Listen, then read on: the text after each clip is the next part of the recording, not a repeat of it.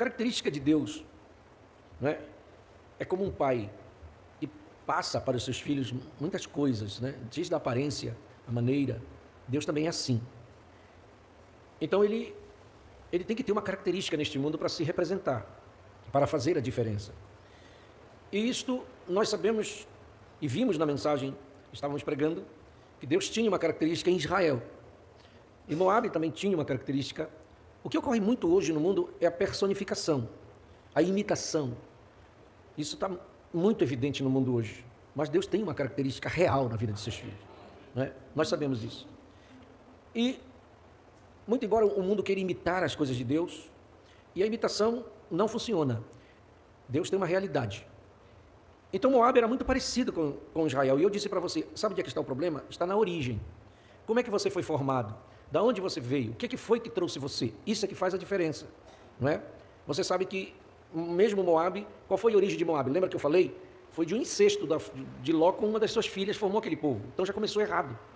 Mesmo eles vindo, imitando as coisas, mas não era a característica real de Deus. Deus tem uma realidade. E eu falei, de onde você veio? Você veio da revelação da palavra. Foi a palavra que trouxe você, que chamou você. E isso imprime em você uma característica real para fazer a diferença. E Deus tem que ter uma diferença neste mundo, não é? Então não adianta. Mesmo que Balaão tentou fazer como um profeta, e era um profeta de Deus. Não vamos dizer que era profeta do diabo. Não, ele era profeta de Deus. E tem muitas coisas, pessoas aí que são profetas de Deus. Mas onde é que está a característica? Veja, Balaão, ele se deixou levar pelo dinheiro.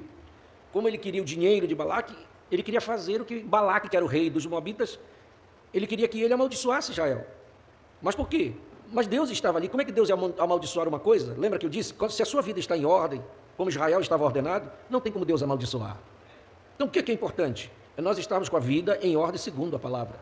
E eu digo que se sua vida está ordenada também, não tem como vir maldição sobre você. Contra mim, contra filho de Deus, se a sua vida estiver ordenada. Porque nós temos um padrão.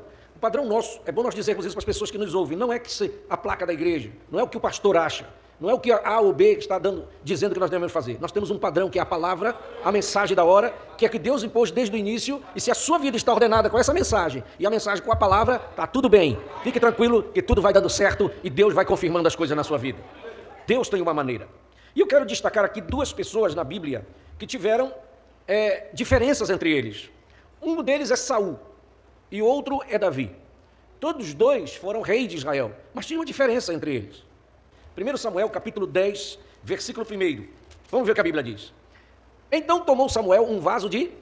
Veja, vamos começar assim. Se for ver, o mesmo profeta que ungiu Saul, ungiu Davi também. O mesmo azeite, o mesmo chifre, foi derramado na cabeça de Saul e foi derramado na cabeça de Davi também. Certo? Você vai ver isso na leitura bíblica. Porque, para você entender bem a questão, Deus ele quer dirigir o povo. Aqui que está a diferença em muitas coisas que acontecem.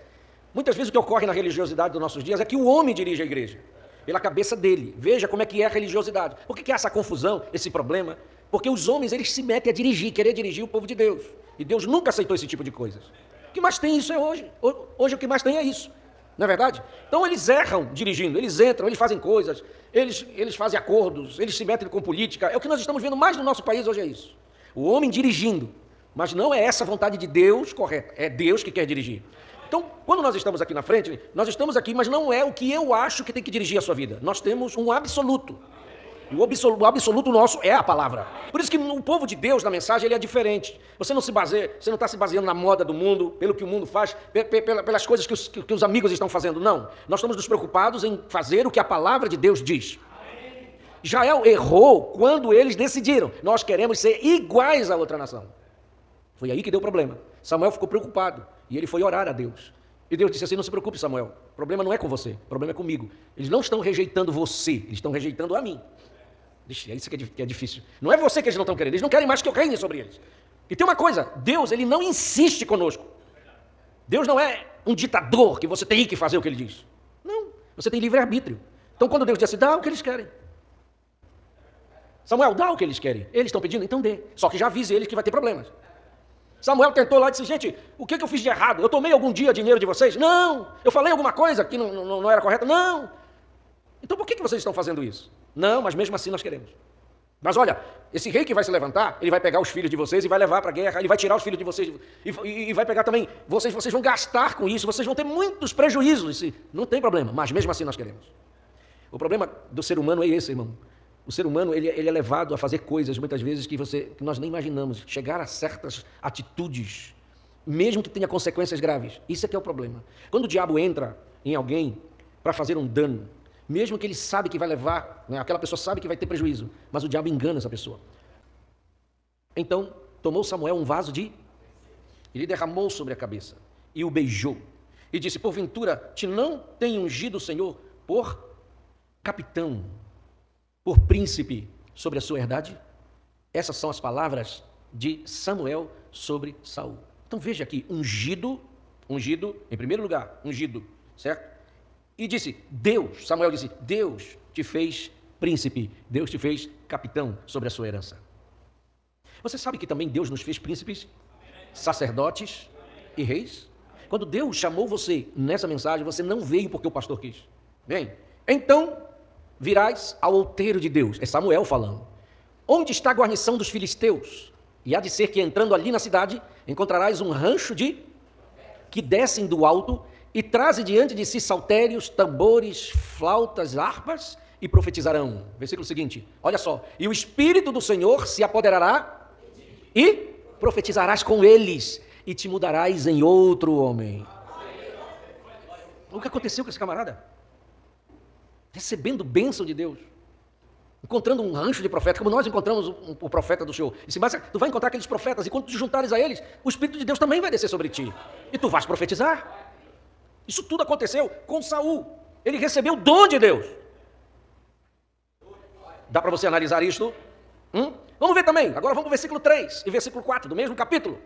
Vamos ver aqui. E quando dali passares mais adiante, e chegares ao carvalho de Tabor, ali te encontrarão 3 homens, que vão subindo a Deus a Betel, um levando 3 cabritos, o outro 3 bolos de pão, e o outro um odre de vinho. E te perguntarão, como estás? E te darão 2 pães que tomarás da sua mão. Então ele recebeu alimento, ele recebeu pão. Pão não é alimento?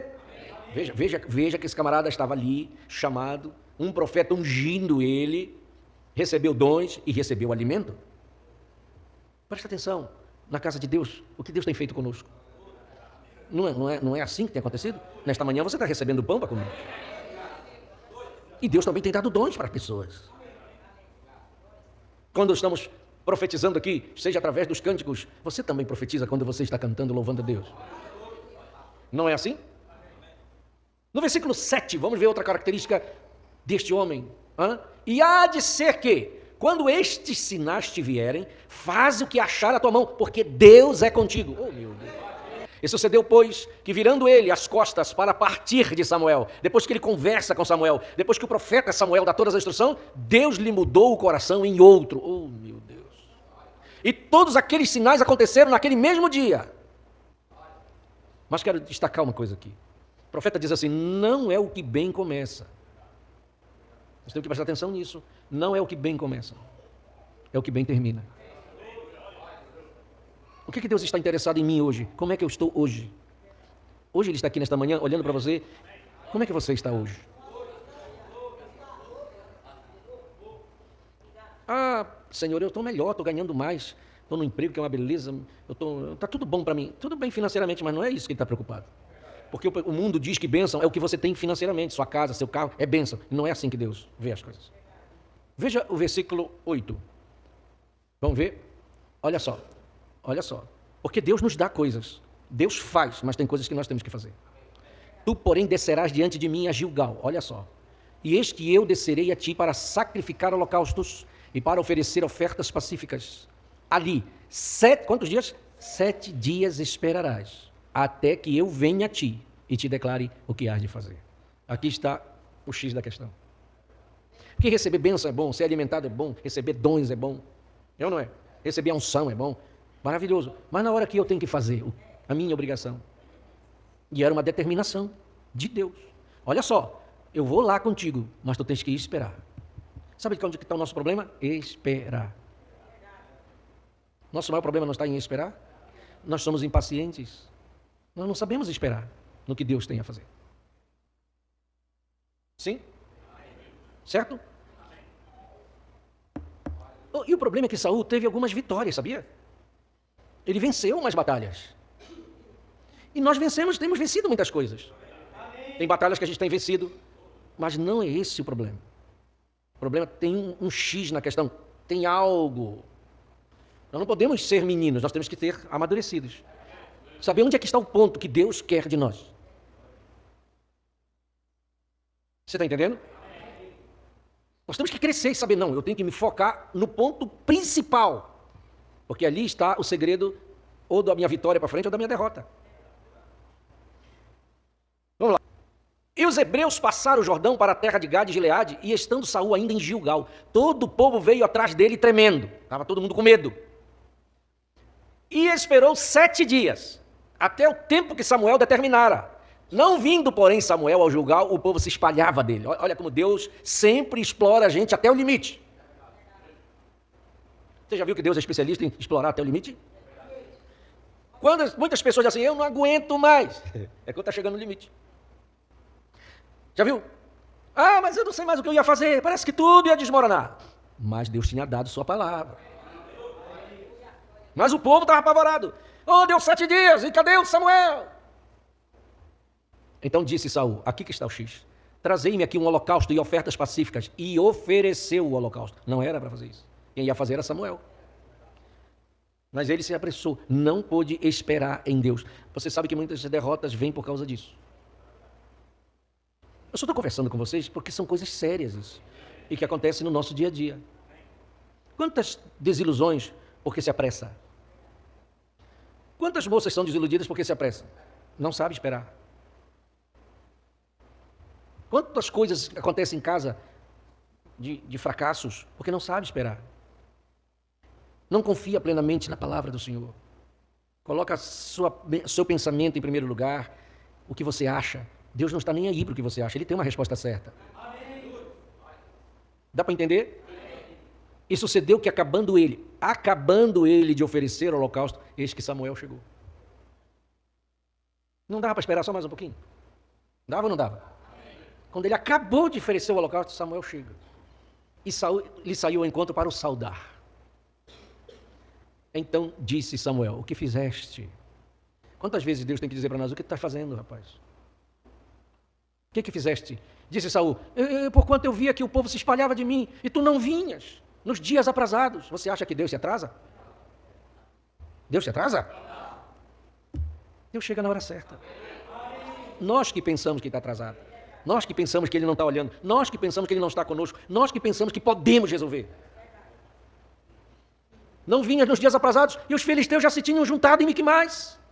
E eu disse agora, descerão os filisteus sobre mim a Gilgal, e ainda a face do Senhor não orei.